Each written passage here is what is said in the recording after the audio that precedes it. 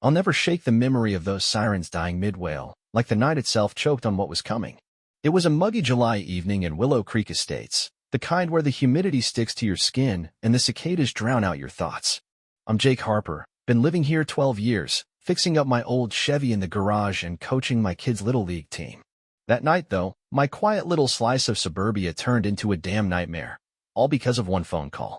Before I get into it, hit that subscribe button if you've ever had an HOA rule freak ruin your day. This one's a doozy.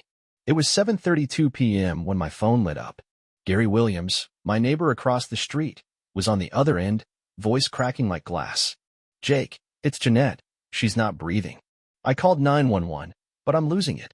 Janette's been the soul of our block forever, 40 years married to Gary, always slipping my son Ethan a cookie when he mowed her lawn. I dropped my beer, hollered at my wife Sarah to grab the first aid kit, and bolted out the door, boots pounding the asphalt. By the time I hit their driveway, Gary was hunched over Janette, her silver hair fanned out on the concrete, his hands shaking as he pressed on her chest. Her face was gray, lifeless, and my gut twisted hard. Next door, Lisa Bennett was already out, yelling into her phone. 24, Maple Lane, get here now. The whole street snapped awake, porch lights flickering on, kids' faces pressed against windows, dogs losing their minds. I slid in beside Gary, my knees hitting the ground, and started CPR, counting pumps like I'd seen in some old training video. "Hang on, Janette," I muttered, sweat dripping into my eyes. Gary kept whispering, "She's fine, she's gotta be fine," like he could will it true. I wasn't so sure. Her chest barely moved under my hands. Then came the sirens, tearing through the thick air. I let out a breath. The help was close.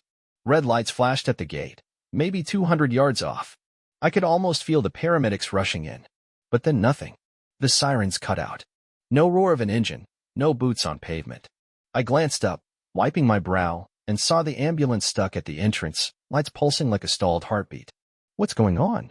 Sarah asked, jogging up behind me.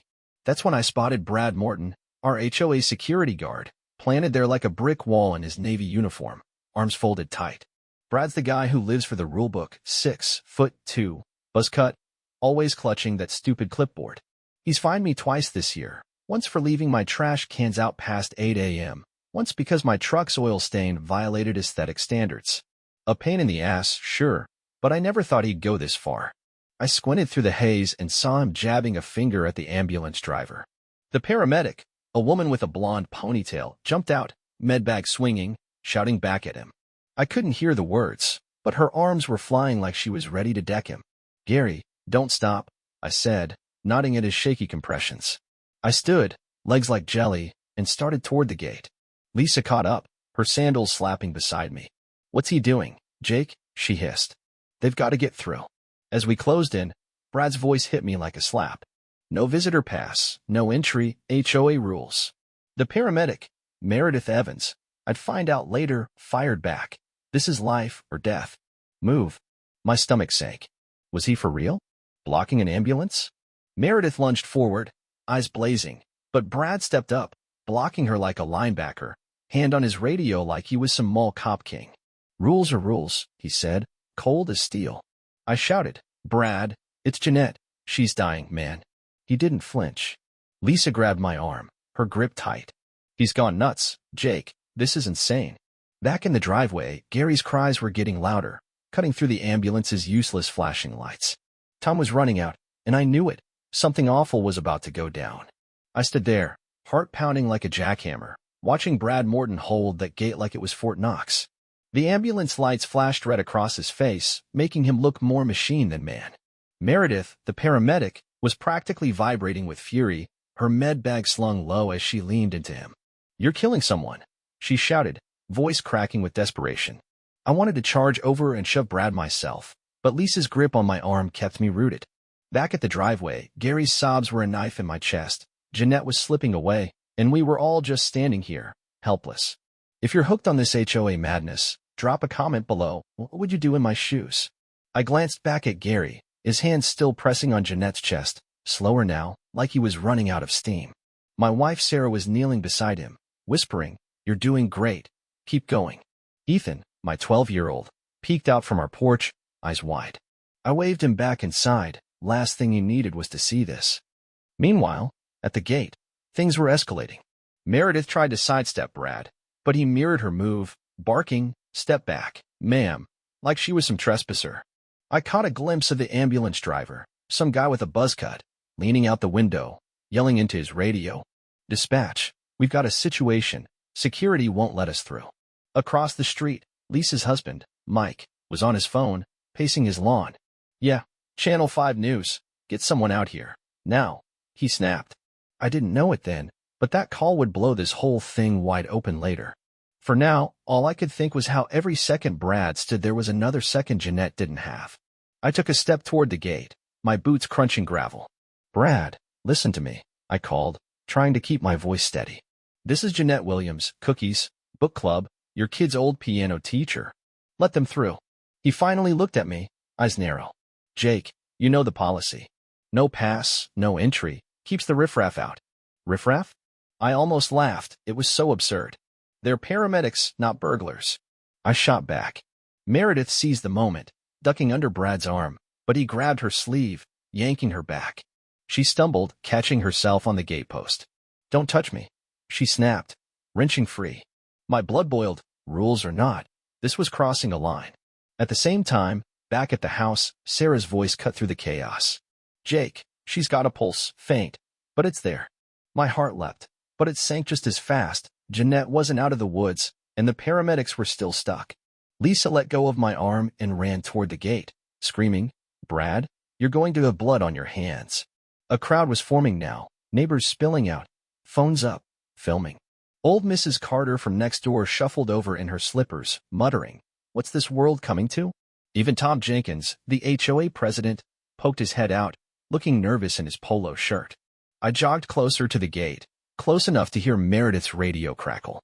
"Unit 12, what's the holdup?" the dispatcher asked. She pressed the button, voice tight. "Security's blocking us. Possible cardiac arrest. We need access now." Brad overheard and puffed up. "Tell your boss to file a complaint with the board," he said, like this was about a noisy pool party. I couldn't take it anymore. "Brad, you're not a cop. You're a glorified hall monitor. Move." He turned, pointing at me. "Back off, Jake, or you're next on the violation list." Then it happened. Meredith made another break for it, sprinting toward the open gate. Brad's hand shot to his belt, and I froze, thinking, no way he's that stupid. But he was. He pulled out his taser, the one the HOA board swore was just for show, and aimed it square at her back. "Stop," he bellowed.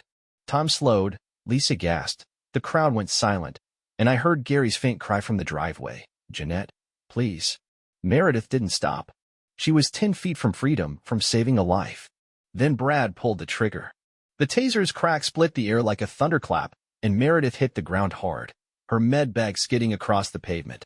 I lunged forward, shouting, "Brad, what the hell?" But my voice drowned in the chaos erupting around me. Her body twitched, then went still, blonde ponytail splayed out like a halo. The ambulance driver bolted from the cab, yelling into his radio, "Officer down, security just tossed my partner." Back at the driveway, Gary's wail pierced through. Janette's faint pulse was all he had left. And now this. My stomach churned. This wasn't just an HOA power trip anymore. It was a disaster. Lisa screamed, "You're a monster!" at Brad, her phone shaking as she filmed. He stood there, taser still in hand, chest heaving like he'd just won some twisted standoff. "She wouldn't stop," he muttered, almost to himself. Neighbors swarmed closer, Mrs. Carter clutching her walker, Tom Jenkins barking, "Brad, stand down." But it was too late. Meredith groaned, rolling onto her side, and I dropped beside her. "You okay?" I asked, my voice tight. She nodded weakly, gasping, "Get me to the patient now." Her grit hit me like a punch, tossed and still fighting to save Janette. At the same time, Sarah yelled from the driveway, "Jake, she's fading again." I whipped around. Gary's hands were trembling, his CPR sloppy with exhaustion. My wife pressed 2 fingers to Janette's neck, her face pale. "Pulse is thready. We're losing her." I turned back to the gate, where the ambulance driver, Nick, his badge red, was shoving past Brad, who finally stepped aside, clipboard dangling like a useless shield. Nick hauled Meredith up, and they stumbled toward us, her legs shaky but her eyes locked on the driveway. The crowd parted, phones still rolling, capturing every second. "This is going viral," Lisa whispered, her voice a mix of awe and dread. She was right. Mike's call to Channel 5 was already paying off. I could hear distant sirens, not just ambulances but police now, closing in on Willow Creek. Brad paced by the gate, muttering into his radio. I followed protocol. Tell the board. Protocol? I wanted to throttle him, but Meredith's horse, Move, snapped me back. She and Nick hit the driveway, dropping beside Janette like a lifeline. Meredith ripped open her bag, hands trembling as she pulled out a defibrillator. Clear, she barked, and Gary scrambled back, tears streaking his face. The machine whined, then thumped. Janette's body jolted, but her eyes stayed shut. Again, Meredith ordered, and Nick nodded, charging it up. I held my breath, every muscle locked, praying for a miracle. Sarah grabbed my hand, her nails digging in, whispering, "Come on, Janette." The second shock hit, nothing. Meredith's jaw tightened. "One more," she said, voice breaking. Third time, Janette's chest heaved, a ragged gasp escaping her lips. "Pulse," Nick shouted, checking her neck. "Weak, but steady." Relief flooded me, but it was short-lived. Meredith slumped, wiping sweat from her brow, while Nick radioed, "Patient stable, but critical, ETA to hospital." Gary clutched Janette's hand, sobbing, "Thank you, thank you." I looked at Brad, now cornered by Tom and a dozen furious neighbors. "You happy now?" I yelled. He flinched, but didn't answer. Then the police rolled up, 2 squad cars, lights blazing. An officer stepped out, a burly guy named Rodriguez, eyeing the scene. "Who's in charge here?" he demanded. Tom pointed at Brad. He tossed the paramedic, almost cost a life. Rodriguez marched toward Brad, who started stammering, "I was enforcing rules, HOA policy." The officer cut him off. "Save it. Hands behind your back." Cuffs clicked, and the crowd erupted, some cheering, some gasping. Lisa turned to me, eyes wide. "Jake, this is bigger than us now." She was right. As they hauled Brad away, I saw Meredith climb into the ambulance with Janette, doors slamming shut. The siren screamed again, racing off to St. Mary's Hospital. But I couldn't shake the feeling, stable or not, Janette wasn't safe yet. The ambulance's taillights faded into the night, leaving Willow Creek buzzing like a kicked hornet's nest. I stood in the driveway, hands on my knees, catching my breath as Gary climbed into a neighbor's car to follow Janette to St. Mary's. His eyes were red, hollow, but he managed a shaky, "Thanks, Jake," before they peeled out. Sarah wrapped an arm around me, her voice soft. "She's still here because of you." Maybe, but it didn't feel like a win, not with Brad's stunt still burning in my mind. That taser shot wasn't just a spark, it was a match lighting up everything wrong with this place. Across the street, Lisa was on her porch, scrolling her phone, jaw dropping. "Jake, look at this." She shoved the screen at me. Her video of Brad tossing Meredith was already at 10,000 views, comments flooding in. "HOA gone rogue. That guard's unhinged." Mike grinned beside her, proud as hell. "Channel 5's on their way, cameras, the works." I nodded, half-dazed. This wasn't just our fight anymore. It was going national. Meanwhile, Tom Jenkins, our HOA president, was pacing by the gate, phone pressed to his ear. "Yes, board emergency meeting tomorrow," he snapped, sweat beading on his forehead. "Good, let him squirm." Back inside, Ethan was glued to the TV, flipping channels. "Dad, it's on the news." Sure enough, a chopper feed showed our street, a ticker screaming, "Paramedic tossed by HOA guard in shocking standoff." I sank onto the couch, rubbing my face. Sarah sat beside me, quiet, then said, "Gary's alone now. We should check on him." She was right. Janette might have had a pulse, but stable didn't mean safe. I grabbed my keys. "Let's go to the hospital." Ethan piped up, "Can I come?" I hesitated, then nodded. "Yeah, kid. Let's stick together." At St. Mary's, the ER waiting room smelled like bleach and bad coffee. Gary sat slumped in a plastic chair, staring at the floor. I dropped beside him, clapping his shoulder. "Any word?" He shook his head, voice raw. "They're running tests to Heart's Week," they said. Sarah handed him a water bottle, her eyes soft. "She's a fighter, Gary. You know that." He nodded, but the weight of 40 years with Janette hung heavy on him. I couldn't sit still. Every tick of the clock felt like a countdown. Outside, I paced the parking lot, replaying that night. If Meredith had gotten through 10 seconds sooner, would it have changed anything? While I was stewing, the neighborhood chat blew up. Text from Lisa, Mike, even Mrs. Carter. "Board's deflecting blame, says Brad acted alone. Meetings at 9 a.m. We're crashing it." Anger flared in my chest. Alone? Brad was their pit bull, trained by every petty rule they'd shoved down our throats. I typed back, "I'm in." They don't get to dodge this. At the same time, a nurse poked her head out. Mr. Williams? She's awake, briefly. Gary shot up, and we followed him to the ICU. Janette lay there, tubes snaking from her arms, eyes fluttering open. Gary, she whispered. He grabbed her hand, tears spilling. I'm here, sweetheart. My throat tightened. Relief, sure, but she looked fragile, like a gust could take her. The doctor, a tired guy named Patel, pulled us aside. She's conscious, but it's touch and go. Heart took a beating. Gary nodded, numb, and I felt useless standing there. Back home, Sarah crashed on the couch, but I couldn't sleep. I scrolled X, hashtags like hashtag Willow Creek Chaos trending, lawyers offering to sue the HOA pro bono. One name popped up, Rebecca Stokes, some hotshot attorney from the city. Her post read, Justice for Janette starts with accountability. I'm on this. I liked it. Maybe she'd be our shot. By morning, the street was a circus. News vans, neighbors with signs. Fire the board. Rules don't trump lives. Lisa waved me over. Meeting's in an hour. Gary's staying with Janette, but he wants us there. I nodded, adrenaline kicking in. Tom and his cronies thought they could bury this. They were dead wrong. As we marched toward the clubhouse, tires squealed behind us. A sleek black SUV pulled up, and out stepped Rebecca Stokes, heels clicking, eyes sharp. Jake Harper? She asked. I froze. How'd she know me? Rebecca Stokes stood there, sizing me up like she already knew my story.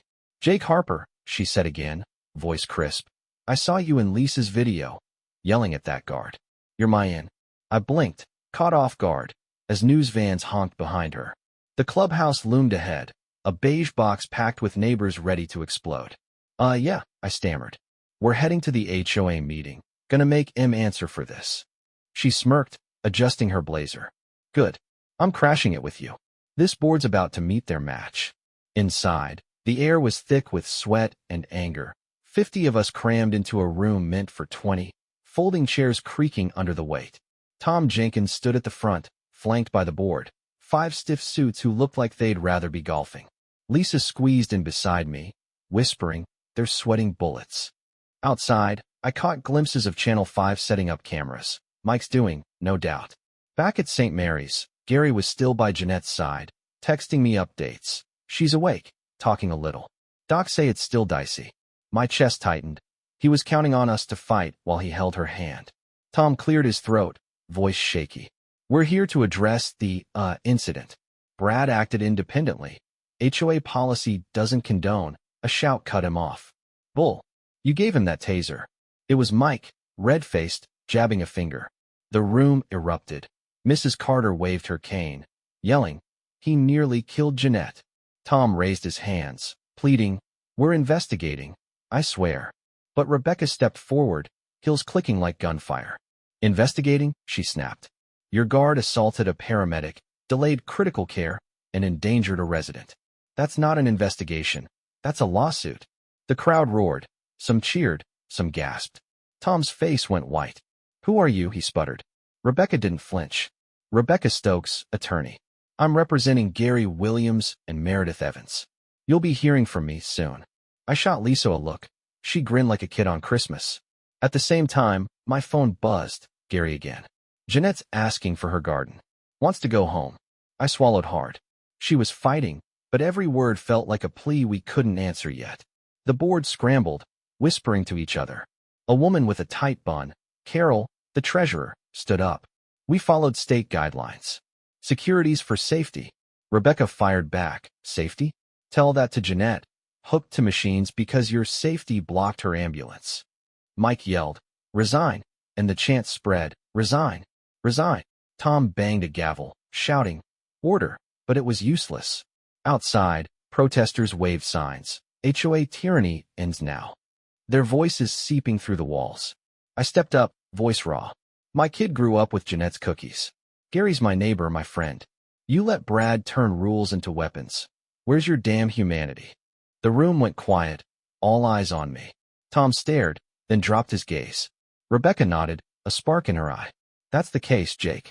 Rules over lives. We're tearing it down. My phone buzzed again. Gary. She crashed. They're reviving her now. My heart stopped. I grabbed Sarah, who'd slipped in late. Hospital now. We raced out, Rebecca tailing us. I'll meet you there, she called, jumping into her SUV. The drive was a blur, Sarah gripping my hand, Ethan in the back, silent. At St. Mary's, Gary met us in the hall, ashen. She's back, but it's bad. Heart's failing. Dr. Patel emerged, grim. We're doing everything, but she needs surgery. Odds aren't great. Gary sank into a chair, head in his hands. She's all I've got, Jake. I knelt beside him, useless words stuck in my throat. Back at the clubhouse, Lisa texted, boards doubling down, claiming victimhood. We're not done. Rage flared. Janette was fighting for her life, and they were playing defense? Rebecca strode in, phone out. Gary, I need your okay. I'm filing against the HOA tomorrow. Negligence, emotional distress, the works. He nodded, voice barely there. Do it. She turned to me. Jake, you're my witness. Ready? I clenched my fists. Then a nurse burst in. Mr. Williams, come quick. The nurse's words, Mr. Williams, come quick, hit like a gut punch, and Gary was on his feet, running down the hospital hall before I could blink. Sarah grabbed my arm, her eyes wide, while Ethan trailed us, sneakers squeaking on the tile. My mind raced. Janette couldn't slip away, not after everything. As we reached the ICU, my phone buzzed. Lisa, texting from the clubhouse. Boards folding. Big news. But none of it mattered if Janette didn't pull through. Before we wrap this up, hit that comment button. What's the worst HOA rule you've faced? Let's share the madness. Inside the ICU, Gary stood by Janette's bed, gripping her hand. Machines beeped, slower than before, and Dr. Patel was there, adjusting a drip. She's stabilized again, he said, voice steady but cautious. We're prepping for surgery. It's her best shot. Gary nodded, tears carving tracks down his face. Janette's eyes fluttered open, weak but alive. Gary home? She whispered, voice barely a threat. He kissed her forehead. Soon, sweetheart. I promise. I stepped back, giving them space, my throat tight. Sarah squeezed Ethan's shoulder, whispering, she's tough, kid. Rebecca slipped in, her usual fire softened. Gary, I've got papers ready. HOA's on the ropes. Your call. He didn't look up, just murmured. Make him pay. She nodded and turned to me. Jake, the board's meeting now. Emergency vote. Lisa says they're scared stiff of the lawsuit. I glanced at Gary, then Janette's frail frame. Let's finish this, I said, voice low. Sarah stayed with Ethan, promising to text updates, while Rebecca and I sped back to Willow Creek, the weight of the night pressing hard. At the clubhouse, the scene was electric. Neighbors packed the lot, signs waving. Justice for Janette. Channel 5's cameras rolled, catching Tom Jenkins at the podium, looking like a man staring down a tsunami. Lisa waved us over, eyes blazing. They're voting to suspend the board. Your speech shook them, Jake. Inside, Tom's voice cracked. In light of events, we're stepping back temporarily. New elections next month. Cheers erupted, but Rebecca leaned in. Not enough. We're still suing, negligence, damages, all of it. Mike high-fived her. That's my girl. Across town, Sarah's text lit up my phone. Surgery started, 3 hours. Gary's holding up. I exhaled, picturing him alone in that sterile waiting room. Here, the crowd was rewriting Willow Creek's future. Mrs. Carter stood, cane wobbling, and said, no more Brads, no more tasers. Let's be neighbors again. Applause thundered, and even Tom nodded, defeated. Rebecca scribbled notes, muttering, this'll strengthen our case. But my mind was on Janette, her garden, her cookies, her quiet strength. If she didn't make it, no vote would fix the hole she'd leave. Hours crawled by. Back at St. Mary's, we rejoined Gary, who looked 10 years older, clutching a coffee like a lifeline. Rebecca updated us. Brad faced charges, the HOA's insurance was scrambling, and X was exploding with hashtag Justice for Janette posts. You started a movement, she told me. I shrugged, didn't feel like a hero. Then Dr. Patel emerged, mask down, eyes tired but bright. She's through, surgery went well. She's not clear yet, but she's fighting. Gary sobbed, hugging me so tight I couldn't breathe. Thank you, he choked out. Weeks later, Janette came home, weak, but smiling, tending her tulips with Gary's arm around her. The lawsuit settled, 6 figures for Gary and Meredith, plus new HOA rules. No armed guards, no gate lockdowns.